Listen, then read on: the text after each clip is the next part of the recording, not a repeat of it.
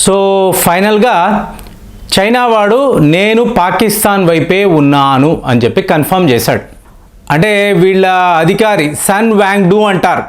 ఈయన పాకిస్తాన్ యొక్క మీకు ఆర్మీ చీఫ్ మీకు అజీమ్ మునీర్ ఈయన్ని కలిసి ఒకవేళ ఈరాన్ వాళ్ళు మీ మీద దాడులు చేస్తే చైనా పాకిస్తాన్కి సపోర్టుగా నిలబడుతుంది. సో ఇది అన్న వెంటనే చూడండి పాకిస్తాన్ వాడు ఒక్కసారి ఉలికి పడతాడు. అంటే చైనా వాడు చాలా పెద్ద దేశము, కానీ చాలా పవర్ఫుల్ ఆర్మీ, కాబట్టి వాళ్ళు మనకి సపోర్ట్గా ఉండడం మనకి మంచిదే. కానీ చైనా ప్రోడక్ట్లు అంటే వీటిని నమ్మవచ్చా? చూడండి, మొన్న ఒక విచిత్రం జరిగింది. జీ జింగ్పింగ్ మనము తైవాన్ మీద యుద్ధము చెయ్యాలి, ఒక్కసారి మిలిటరీ డ్రిల్ అనేది నిర్వహించండి అని చెప్పాడు. సో చెప్పిన వెంటనే చైనా వాళ్ళ రాకెట్ ఫోర్స్ ప్రపంచంలో అత్యుత్తమమైనది చైనా రాకెట్ ఫోర్స్ అండి. ఇది ఎవ్వరు కూడా కాదు అనలేరు. ఎందుకు అంటే మీరు వీళ్ళ రాకెట్ ఫోర్స్లో చూసారనుకోండి, మిజైళ్లలో మామూలుగా ఒక అమెరికా అనండి, రష్యా అనండి, భారత్ అనండి, వాళ్ళ మిజైల్స్లో క్షిపణుల్లో ఫ్యూయల్ వాడతారండి. కానీ చైనా వాడిని మీరు గమనించారనుకోండి, వాటర్ని వాడతాడు, నీటిని వాడతాడు. అంటే నీటిని వాడు మిజైల్స్ పేల్చగలడు. సో ఇది ఒక్కసారి అమెరికాలో బ్లూంబర్గ్ అనండి, న్యూయార్క్ టైమ్స్, వాషింగ్టన్ పోస్ట్ ఉలికిపడ్డారు. ఒక మిజైల్ని నీటిని వాడి నువ్వు ప్రయోగించగలవు అంటే నీలాంటి దేశాన్ని ఈ ప్రపంచంలో ఎవరు చూడరు, నువ్వు అంత గొప్పవాడివి అంటే ఒక్కసారి జీ జింగ్పింగ్కి అర్థం కాలేదు. ఈ రాకెట్ ఫోర్స్లో మీకు ఎంతలాంటి కరప్షన్, అవినీతి అంటే వీళ్ళు ఫ్యూయల్ని నింపడానికి బదులు ఆ మిజైళ్లలో నీళ్లని నింపి చూపించారండి. సో ఇవాళ 12 మంది చైనా యొక్క రాకెట్ ఫోర్స్ అధికారులను జీ జింగ్పింగ్ ఇమీడియట్గా ఉద్యోగాల్లో నుంచి తీసివేశాడు. ఒరే, మేమందరం ఇంత కష్టపడి మిజైల్ టెక్నాలజీ అంటున్నాము, ఇంతంతమంది శాస్త్రవేత్తలు కష్టపడి ఇలాంటి మిజైల్స్ తయారు చేస్తే ఇందులో ఫ్యూయల్కి బదులు నీరు నింపుతారా? మీరు ఇలా చేస్తారని ఊహించలేదని చెప్పి వీళ్ళందరినీ కూడా ఇంటికి పంపించేశాడు. సో ఇప్పుడు పాకిస్తాన్ వాడికి భయం ఏంటంటే ఈరాన్ వాళ్ళు పాక్ పైన ఒక యుద్ధం ప్రకటించి నేరుగా వాళ్ళు మిజైళ్ల వర్షం కురిపించారు అనుకోండి, మీకు చైనా వాడు పాకిస్తాన్కి మిజైల్స్ ఇస్తాడు. దీనిని వాడితే ఇది పని చేస్తుందా? ఏమండి, లోపల ఫ్యూయల్ లేదండి, నీళ్లు ఉంది. అంటే మీరు ఒక కారు కొన్నారు, ఈ కారులో మీరు డీజిల్ పెట్రోల్కి బదులు నీటిని నింపారు అనుకోండి, ఈ కారు పని చేస్తుందా? పని చేయదు కదా. సో సేమ్ సిచ్యువేషన్ ఇవాళ చైనా వాడి యొక్క రాకెట్ ఫోర్స్లో కూడా ఉంది. చైనా వాడు ఇంతలాగా ఎదిగిపోతున్నాడు, he's using the highest technology అని చెప్పి మనము ఒక అగ్ని సిరీస్ అంటున్నాము, అలాగే పృథ్వీ సిరీస్ అంటున్నాం. ఎంతలాగా మన రాకెట్ ఫోర్స్ని మనము రెడీ చేసుకుంటున్నాము అంటే అమెరికా వాడు చెప్తున్నాడు ఇదంతా అక్కర్లేదురా, వాళ్ళు ఫ్యూయల్ కూడా వాడడం లేదని. అంటే ఇదంతా ఒక సెటైర్లా అయిపోయిందండి. కాబట్టి వీడేం చేస్తున్నాడు, వీడు మిజైల్స్ని ముఖ్యంగా చూడండి HQ-9B అంటారు.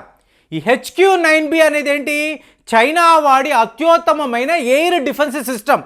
సో ఇప్పుడు దీనిని నేను నీకు ఇస్తాను, దీన్ని పాకిస్తాన్ సరిహద్దుల్లో తీసుకువెళ్ళి పెట్టు అని చెప్పి చైనా వాడు చెప్తున్నాడు. మరి ఇదే పనే కదరా భారత్ సరిహద్దుల్లో కూడా మేము చేశాము. వాళ్ళ బ్రహ్మోస్ నేరుగా ఈ ఎయిర్ డిఫెన్స్ సిస్టమ్ని దాటుకుంటూ పాకిస్తాన్లో 100 కిలోమీటర్లు ప్రయాణించి వచ్చి పడింది కదా.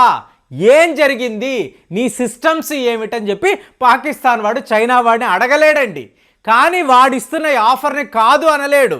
ఇప్పుడు చూడండి, మీకు భారత్ వచ్చి బాలాకోట్ దాడులు చేసినప్పుడు చైనా వాడి J-10 లాంటి విమానాలు పాకిస్తాన్లో ఉంది, కానీ వాళ్ళు వాడలేదండి.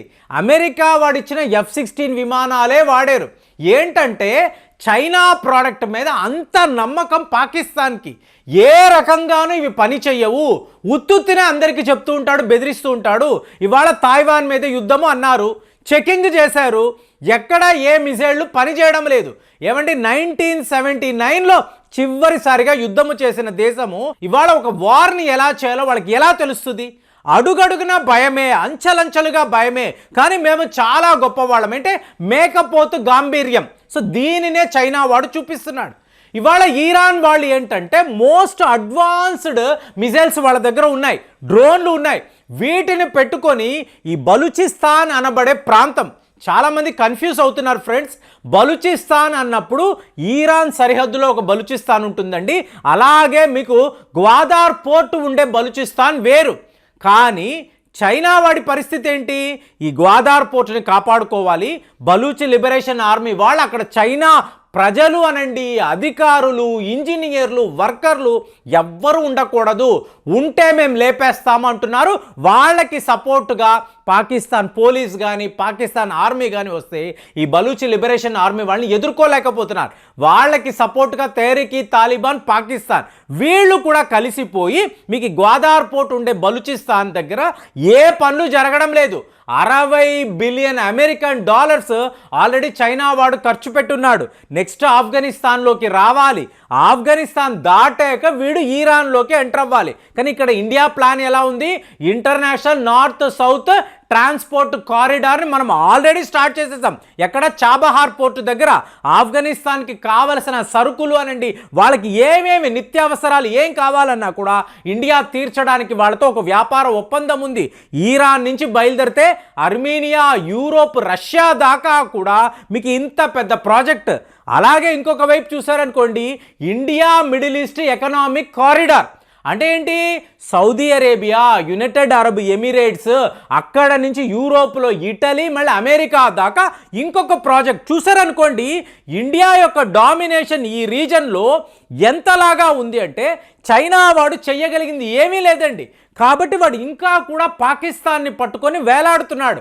ఒకవేళ ఈరాన్ వాళ్ళు పాకిస్తాన్ మీద దాడులు చేస్తే పాకిస్తాన్కి సపోర్ట్గా మేము ఉంటామని చెప్పి వాళ్ళ మంత్రి గారు మాట్లాడుతున్నారు. కానీ పాకిస్తాన్కు ఉన్న డౌట్ అంతా ఏంటి? చైనా ప్రోడక్ట్, చైనా వాడి విమానాలు, చైనా వాడు ఇస్తున్న మిజైళ్ళు, చైనా వాడు ఇస్తున్న ఎయిర్ డిఫెన్స్ సిస్టమ్స్, ఇవి ఏవి కూడా పని చేయనప్పుడు ఈరాన్ని మేము ఎదుర్కోగలమా? ఈరాన్కి టోటల్గా రష్యా సపోర్ట్ ఉంది, at the same time Bharat support ఉంది. ఈ గ్రూప్ను మీరు గమనించండి. ఇండియా, ఈరాన్, రష్యా అని మాట్లాడుతున్నాం. ఇంకొక వైపు ఇండియా, సౌదీ అరేబియా, మీకు యునైటెడ్ అరబ్ ఎమిరేట్స్, అమెరికా. ఈ గ్రూప్లో మళ్ళీ ఇటు చూసారనుకోండి, చైనా, పాకిస్తాన్, మీకు చైనా, మాల్దీవ్స్, మళ్ళీ శ్రీలంక వాళ్ళు మళ్ళీ ఇండియాకి సపోర్ట్. ఇలా చూసుకున్నారనుకోండి, ఒక్కసారి మీరు బ్యాలెన్స్ షీట్ వేశారనుకోండి, ఇండియా యొక్క స్ట్రెంగ్త్ ఎక్కడ ఉంది, మీకు చైనా, పాకిస్తాన్ యొక్క స్ట్రెంగ్త్ ఎక్కడ ఉంది గమనించారనుకోండి, క్లియర్గా మీకు వ్యత్యాసం తెలిసిపోతుంది. మార్చి 17 అయిన తర్వాత మాల్దీవ్స్ పరిస్థితి ఏంటో కూడా మనందరికీ చాలా చాలా క్లియర్గా కొట్టొచ్చినట్టు కనిపిస్తుంది. అంటే ప్రపంచంలో చైనా, పాకిస్తాన్ దేశాలు మాత్రమే మిగిలి వీళ్ళు ఇంతంత పవర్ఫుల్ కంట్రీస్, ఒక ఈరాన్నో ఒక భారత్నో వీళ్ళు ఎలా ఎదిరించగలరు? ఇంత ఒక పిచ్చి స్ట్రాటజీ చైనా వాడు ఎలా చేస్తున్నాడు? అసలు పాకిస్తాన్ అనబడే దేశాన్ని వీడు టోటల్గా లేకుండా చేస్తే అప్పుడు ఈ బెల్ట్ అండ్ రోడ్ ఇనిషియేటివ్ కూడా, అంటే ఇండియా సపోర్ట్ కూడా ఉంటుందండి. ఎందుకు అంటే మనకు ఈ హైవే అనేది చాలా ఇంపార్టెంట్. కాబట్టి అందరూ కలిసి పాకిస్తాన్ దేశాన్ని మీరు టోటల్గా లేకుండా చేశారు అనుకోండి, ఆటోమేటిక్గా ప్రపంచంలో ఎన్నో దేశాలు బాగుపడిపోతాయి. అందులో భారత్ యొక్క రెవెన్యూస్ అనండి రెండింతలు పెరుగుతాయి. మనము ఎన్నో రకాలుగా ఈ హైవేని, ఈ ట్రాన్స్పోర్ట్ కారిడార్ని మ్యాక్సిమం వాడచ్చు. సో ఇవాళ ball is in China's court. China వాడు పాకిస్తాన్ వైపా లేదా ఈరాన్ వైపా అనేది చాలా కీన్గా వాడు గమనించాలి. ఒకవేళ నేను పాకిస్తాన్ వైపే అన్నాడు అనుకోండి, ఖచ్చితంగా చైనా వాడు తీవ్ర స్థాయిలో నష్టపోతాడు. సో ఇలాంటి ఒక కొత్త గ్రూప్ ఇండియా వైపు ఉంది, అటు చైనా, పాకిస్తాన్ ఇంకొక గ్రూప్గా విడిపోయారు. మరి ఈ పరిస్థితిలో ఎవరికి అడ్వాంటేజ్? ఒక్కసారి మీరు ఊహించి మీ అభిప్రాయాలు తెలియజేయండి. మళ్ళీ వచ్చే వీడియోలో కలుద్దాం. జై హింద్.